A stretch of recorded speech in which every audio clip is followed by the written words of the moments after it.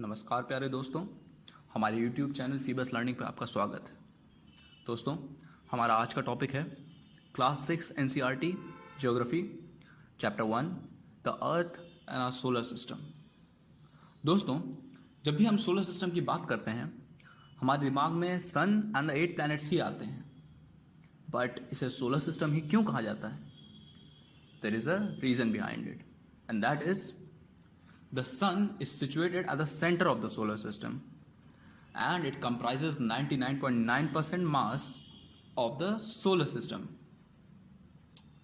with all the planets revolving around it in fixed paths called the orbits. आप सब जानते हैं ये बात। चलिए ठीक है, आगे बढ़ते हैं। अगर सीक्वेंशियल अरेंजमेंट में देखा जाए प्लैनेट्स को फ्रॉम सन, तो स्टार्टिंग में है हमारा सन जो कि हमारा सेंटर में है, देन कम्स मरकरी, फिर वीनस, देन अर्थ, फिर मार्स, जुपिटर, सैटर्न, यूरेनस, फिर नेपट्यून। रिसेंटली एक 9th प्लैनेट कार्ला करके ऐड हुआ है, पर इस पर अभी डिस्कशन चल रहा है। एनसीईआरटी में तो इसके बारे में मेंशन नहीं होता, बट आप अगर देखें कॉम्पिटिटिव एग्जाम्स के लिए तो ल्यूसेंट में ये सब मेंशन रहता है कि कार्ला करके एक प्लैनेट रिसेंटली ऐड हुआ है। आप चाहें तो याद कर सकते हैं। इसके अलावा प्लूटो को प्लैनेट नहीं कंसिडर किया जाता। It comes in another category called the dwarf planets. Dwarf planets की लिस्ट में सेरेस, एरिस, प्लूटो और भी कई प्लैनेट्स हैं जो आते हैं। यदि आप किसी कॉम्पिटिटिव एग्जाम की तैयारी कर रहे हैं तो रिसेंटली आपसे पूछा जा सकता है कि कौन सा ऐसा 2020 में कौन सा ऐसा प्लैनेट ऐड हुआ है। तो रिसेंटली 2020 में प्लैनेट हुआ है ऐड TOI 700d करके। ये हैबिटेबल जोन में आता है और अर्थ के साइज का सिमिलर है। चलिए आगे बढ़ते हैं। पहले बढ़ते हैं मरकरी पे। Mercury is the first planet nearest to the sun. आप सब जानते हैं ये बात। मरकरी जो है सन के सबसे क्लोजेस्ट प्लैनेट है। It is considered as the one of the hottest planet. गौर करिएगा मेरी बात पे, वन ऑफ द हॉटेस्ट बोल रहा हूं। It is not the hottest, it is one of the hottest. The atmosphere of mercury doesn't exist. There is no atmosphere, no gases like CO2, N2, H2O or O2. It is extremely hot planet. The planet has no water at all.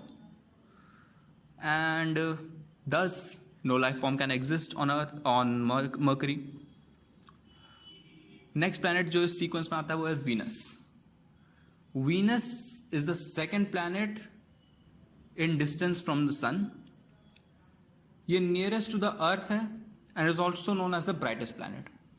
दो नाम भी हैं इसके, evening star और morning star, दोनों कहा जाता है। और इसका एटमॉस्फेयर जो है उसमें CO2 की डेंसिटी बहुत हाई होती है। देयरफॉर जो क्लाउड्स बनते हैं इसमें वो रिफ्लेक्शन करवाते हैं, इसीलिए आपको ये चमकदार दिखता है। और मॉर्निंग स्टार और इवनिंग स्टार इसको बोल देते हैं हम लोग, क्योंकि ये विजिबल रहता है। वेल्ड प्लैनेट्स, वेल्ड प्लैनेट कहा जाता है, weld VEILED, weld planet, because इस पे एक कवर रहता है बादलों का, thick cloud, which prevents the sunlight from penetrating deep. Venus is similar to the size of the Earth, very much similar to the size of the Earth. Hence is also known as a third name, Earth's twin. इसे Earth's twin भी कहा जाता है. It rotates clockwise like Uranus. Clockwise समझ रहे हैं? बाकी सारे planets anti clockwise मूव करते हैं। यूरेनस हमारा जो है और ये अर्थ के ट्विन भाई साहब वीनस, ये एंटी क्लॉकवाइज रोटेट करते हैं, ये क्लॉकवाइज रोटेट करते हैं। बाकी जितने प्लैनेट्स हैं वो सब क्लॉकवाइज रोटेट करते हैं। यूरेनस की एक और बात खास है, सबकी एक्सिस थोड़ी बहुत टिल्टेड होती हैं प्लैनेट्स की। यूरेनस की एक्सिस कंप्लीटली 180 पे टिल्ट है, so it appears like it is rolling on it side. समझ रहे हैं? बॉटल को लिटा दीजिए और ढंगा दीजिए, it will appear similar. Uranus भी ऐसे ही मूव करता है।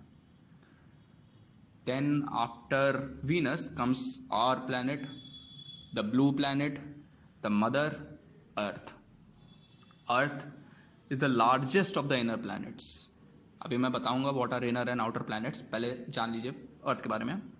The earth is the largest of inner planets. It is tilted on its axis and makes a 66.5 degree angle. आपको कंफ्यूजन हो रहा होगा कि 66.5 डिग्री क्यों? अरे भैया 23 डिग्री वो अपने एक्सेस के साथ मेंटेन कर रहा है. अगर उसकी एक्सेस को परपेंडिकुलरली सीधा लिया जाए और ऊपर से नापा जाए तो it will make a 23.5 degree angle. However अगर इस एंगल को बेस मतलब ऑर्बिट पे अगर एक प्लेन ड्रॉ की जाए और वहां से वो एंगल नापा जाए तो वो 66 बनाता है, 66.5 डिग्री. इसे ऐसे लेके चलिए कि अगर 90 डिग्री का टिल्ट है, अगर 90 डिग्री का एक एंगल है और उस पर मैं एक प्लैनेट को 23 डिग्री के टिल्ट पे टिका दूं तो वो ऊपर से 23 डिग्री का एंगल टिल्ट हो रहा है, बट जो नीचे से जो एक्सिस टिल्ट हो रही है वो 66.5 डिग्री की है. ज़्यादा कंफ्यूज मत होइए, आप इसे याद भी कर सकते हैं सीधे सीधे कि it makes a 66.5 degree angle with the plane drawn on the orbit. The axis is tilted by 23.5 degree. It takes 23 hours 56 minutes and 4 seconds to complete one rotation on its axis. आपको बता दिया जाता है 24 घंटे complete नहीं होते. It's 24 hours 56 minutes and 4 seconds to rotate on its axis. ऐसे ही कितना कंप्लीट लगता है एक रेवोल्यूशन करने में? रोटेशन रेवोल्यूशन अलग होता है ना भैया. Rotation is on its axis when earth rotates on its axis, गोल गोल लट्टू की तरह. रेवोल्यूशन जब अर्थ एक पूरा चक्कर लगा के आ जाए सन का. परिक्रमा सुनी है आपने? जब वो एक परिक्रमा पूरी कर ले तो उसे हम लोग कहते हैं रेवोल्यूशन, ना कि रोटेशन. अंतर याद रखिएगा. रेवोल्यूशन में कितना टाइम लगता है? It takes 365 days, 5 hours and 48 minutes to revolve around the sun. देखो भैया 365 days, 5 hours and 48 minutes. तो ये कहाँ पे ऐड होता है? आप देखते होंगे फरवरी में एक लीप ईयर आता है जिसमें 29 डेज होते हैं, है कि नहीं भैया? तो ये जो एक्स्ट्रा टाइम आ रहा है ये ऐड अप होता रहता है और इसको हम लोग ऐड कर देते हैं फरवरी के मंथ में, तो उसे लीप ईयर बोल दिया जाता है. Earth is also known as the watery planet और blue planet due to the presence of huge amount of water. Earth is the only known planet which provides substance, only planet that can support life. क्यों? Earth lies in the Goldilocks zone. अब आपसे कभी कभी पेपरों में पूछ लिया जा सकता है कि what is Goldilocks zone, which planets lie in the Goldilocks zone. भैया सिर्फ हमारे सोलर सिस्टम में जो अर्थ है वो गोल्डीलॉक्स जोन में आती है.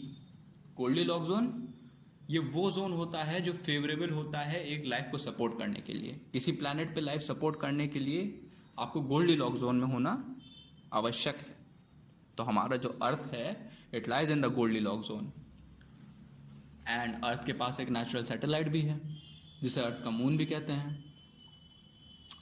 और the distance of the moon from the earth is 3,84,000 kilometres.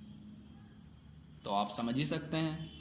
इसमें भी एक चीज होता है टर्म एपोजी और पेरिजी.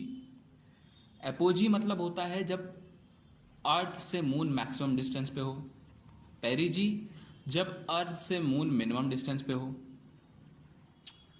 आपको एक क्वेश्चन और आता होगा जनरली दिमाग में कि हर बार हम लोग मून का एक ही फेस क्यों देखते हैं, कुछ अलग क्यों नहीं दिखता. आपने जनरली देखा होगा, आपको अगर आप अभी भी देखिए तो आपको वही दिखता होगा, क्रेटर्स, काले धब्बे मून पे, एक शक्ल जैसी नजर आती है. तो इसका एक रीजन है दोस्तों. The reason behind it is since the revolutional speed of moon is slower than the rotational speed of the earth, therefore when we have completed one complete rotation, the moon has still not revolved and we are still able to see the same face. Thus, because of the slow speed, we are always able to see the same face of the moon every time. It is बाकी सब तो आप जानते ही हैं कि it is smaller than the size of the earth, nearly 1/6 gravity है वहाँ पे। पर ये नहीं जानते होंगे the highest peak on the moon is Mount Leibnitz and इसकी हाइट है 35,000 feet. It is situated on the south pole of the moon. अब साउथ पोल से एक और क्वेश्चन बनता है, रिसेंटली हम लोग ने अपना एक स्पेस मिशन भेजा था, कुछ याद आ रहा है जी? अभी रिसेंटली हम लोग ने अपना स्पेस मिशन भेजा था जो कि अराउंड 98% सक्सेसफुल रहा था, 2% फेल हो गया था खाली। हमारे इसरो के चीफ के शिवा इतना कंसिडरेबल काम किया, अगर याद आए तो उसका कमेंट में नाम ज़रूर लिखिएगा। चलिए आगे बढ़ते हैं। हमारा अगला प्लैनेट है मार्स। मार्स को रेड प्लैनेट बोला जाता है। रेड प्लैनेट जान जाएंगे क्यों? इसलिए क्योंकि वहाँ के जो सॉइल है उसमें जो आयरन ऑक्साइड का कंटेंट है बहुत ज़्यादा है। Therefore it is known as the red planet. Mars के 2 मून भी हैं जिनका नाम है फोबियस एंड डीमोस। मैं प्रोनाउंस शायद थोड़ा गलत कर रहा हूँ। फोइबस एंड डीमोस ये इसके 2 मून हैं। और चाइना का एक बड़ा एम्बिशियस प्लान है। चाइना मार्स पे कोई नहीं भेजना चाहता। चाइना चाहता है वो अपना रोवर भेजें मार्स के मून पे, वो भी फोबियस पे। समझ रहे हैं ना दोस्तों? चलिए आगे बढ़ते हैं दोस्तों। हमारा अगला प्लैनेट है जुपिटर। ये पर ध्यान रखिएगा, जुपिटर और मार्स के बीच में एक एस्ट्रॉयड बेल्ट भी पड़ती है, जिसमें जो सबसे बड़ा एस्ट्रॉयड है उसका नाम है सेरस। उससे भी हम लोग एक ड्वार्फ प्लैनेट कंसिडर करते हैं। Next planet is Jupiter. Jupiter is the largest planet in our solar system. It is also known as winter planet as its average temperature is very low, -148 degree Celsius. Jupiter के moon around it has 64 moons, और जिनमें से सबसे बड़ा moon है Ganymede. Ganymede is the largest moon of Jupiter. Generally competitive exam में इतना सब नहीं पूछा जाता, वो जनरली आपसे मून पूछ सकते हैं टू द मैक्सिमम। प्लैनेट के बारे में इतना डीप नहीं जाते हैं। और हाँ, एक चीज़ और ध्यान रखिएगा, पूछा यह भी जाता है कि किस प्लैनेट पे डायमंड की बारिश होती है। तो ऐसे 2 प्लैनेट्स हैं, जुपिटर और यूरेनस। जुपिटर पे क्यों? क्योंकि मीथेन कंटेंट इतना हाई होता है कि जब वो कंप्रेस होता जाता है तो कार्बन का फॉर्म लेता है। जब वो कार्बन का फॉर्म लेता है तो आप जानते ही हैं डायमंड क्या होता है। डायमंड एक कार्बन का फॉर्म ही है, sp3d2 कॉन्फ़िगरेशन के साथ। सिग्मा बॉन्ड्स होते हैं स्ट्रॉन्ग, इसलिए नॉन ब्रेकेबल होता है, हार्डेस्ट सब्सटेंस ऑन अर्थ है। और आप लोगों ने सुना होगा red giant spots on Jupiter. क्या होते हैं ये कुछ नहीं है भैया, these are just giant storms that have been wavering through years. तो ये वही चीज़ है। फिर सैटर्न है, मोस्ट ब्यूटीफुल प्लैनेट बोला जाता है। वैसे अपना ब्यूटीफुल सबसे अर्थ ही है। ब्यूटीफुल इसलिए बोला जाता है क्योंकि इसमें रिंग्स होती हैं, और सैटर्न की 7 रिंग्स होती हैं। सेकेंड लार्जेस्ट प्लैनेट है। एंड रिमेंबर, इसके जुपिटर से एक कम मून होते हैं। लाइक जुपिटर में 64 थे, इसमें 63 होंगे। और इसका जो लार्जेस्ट मून होता है वो है टाइटन। फिर आता है अपना यूरेनस। यूरेनस के बारे में मैंने पहले ही बताया आपको, टिल्टेड होता है, ऐसा लगता है अपनी एक्सिस पे लेटा हुआ है, क्लॉकवाइज रोटेशन करता है, औरों से अलग है। It is 4 times the size of the earth, greenish in colour है। देखिए दोस्तों, मीथेन इसके एटमॉस्फेयर में एक्सेस होती है, इसलिए ग्रीनिश कलर अपीयर आता है। समझ रहे हैं आप लोग? और ये इकलौता प्लैनेट है, it was discovered in 1781 by sir William Herschel. समझ रहे हैं? और Uranus is the first planet to have been discovered by a telescope. 3rd biggest planet of our solar system भैया। साइज के हिसाब से भी आपसे अरेंज करवा सकते हैं, तो साइज के हिसाब से आप कर ही लेंगे। सबसे बड़ा कौन? जुपिटर, फिर आया सैटर्न, फिर आया अपना यूरेनस, फिर आया अपना नेपट्यून, फिर इनर प्लैनेट्स की बारी आई तो आया अपना अर्थ, वीनस, मार्स, मरकरी। ये साइज के हिसाब से हो गए। वो भी डिसेंडिंग ऑर्डर में। आखिरी अपना Neptune. Neptune is the 8th planet in of our solar system. The temperature of surface of Neptune remains negative always most of the time. Neptune is very similar to Uranus, considered as its twin. समझ गए दोस्तों? तो ये हो गए हमारे सारे planets. फिर एक बड़ा कॉमन कन्फ्यूजन आता है, मीटियोर, मीटरॉइड्स, एस्टेरॉइड्स और कॉमेट्स में क्या अंतर होता है?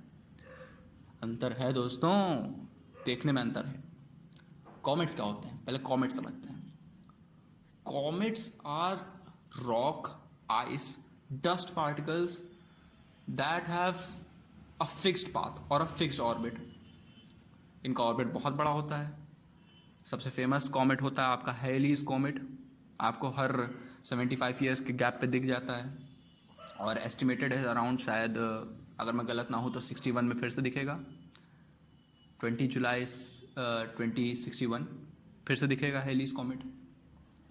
और उसके बाद कॉमेट्स होते हैं, इनकी जनरली आप टेंडेंसी देखेंगे, they will be travelling towards the sun. समझ रहे हैं आप? ये टूवर्ड्स द सन इनका ऑर्बिट होता ही ऐसा है कि ये टूवर्ड्स द सन जाते हैं, फिर घूम के आते हैं, फिर टूवर्ड्स द सन जाते हैं। तो इनमें एक आइस होती है, जनरली इनमें आइस जमा हो जाती है। और स्पेस में टेम्परेचर हमेशा नेगेटिव में रहता है दोस्तों, ये याद रखिएगा। तो ये जब सन की तरफ जाते हैं तो वो आइस मेल्ट होना चालू होती है, तो आपको एक स्ट्रीक नज़र आती है ब्लू कलर की इनके पीछे से। तो इसे जो टेल कहते हैं, कॉमेट्स की टेल, तो ये टेल वही होती है दोस्तों, जो मेल्टिंग आइस हो रही होती है, ये वही टेल होती है। आपको फिर पूछा होगा आपने, एस्ट्रॉयड क्या होते हैं, मीटियोर क्या होते हैं, मीटराइट क्या होते हैं। चलिए समझते हैं इनको भी। आपने ये तो पढ़ा ही होगा, एस्ट्रॉयड बेल्ट जो एग्जिस्ट करती है मार्स और जुपिटर के बीच। कभी कभी ऐसा होता है कि ड्यू टू सर्टेन कोलिजन्स कुछ एस्ट्रॉइड्स जिनका कंटेंट वही रहता है, solid rock debris, dust, ice, space material, ये सब कंबाइन होके जब कभी कभी अर्थ के एटमॉस्फेयर में घुस जाता है तो ये मीटियोर बन जाता है। और जब ये कंप्लीटली बर्न नहीं हो पाता, यही चीज़ जब कंप्लीटली बर्न नहीं हो पाता और हमारे अर्थ के सरफेस से टकरा जाता है तो ये मीटरॉइड कहलाता है। कभी कभी बड़े होते हैं तो क्रेटर्स क्रिएट कर देते हैं, कभी कभी बहुत बड़े होते हैं तो ये